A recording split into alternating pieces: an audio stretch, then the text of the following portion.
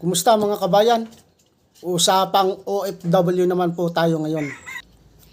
Alam nyo, para sa akin, mayayabang kasi yung mga OFW eh. Alam nyo bakit?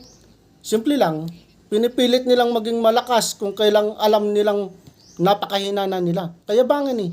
Tama? Pinipilit nilang gawa ng paraan na alam naman nila na side na sila. Kayabangan. Tama? Pinipilit nilang maging maganda, pero sa totoo lang, hirap na sila. So kayabangan eh. Saan sila dadalhin ng kayabangan na nila na yan? Wala. Kaya please, pakiusap, pakiuman yung sarili mo. Utang na loob. Ako na mismo ang nakikiusap sa iyo. Hindi nyo ata alam ang salitang hindi, wala. Di ba? Parang laging oo, parang laging bukas. Dahil alam nyo, yun sa ganung paraan, doon nyo sila mamahalin. Kung talagang mahal ka ng kamag-anak mo, mamahalin ka niyan kahit anong gawin mo sa buhay. Pero isang bagay lang ang sigurado ako. Kapag totoong matagumpay ka na sa buhay, lahat mamahalin ka. Okay?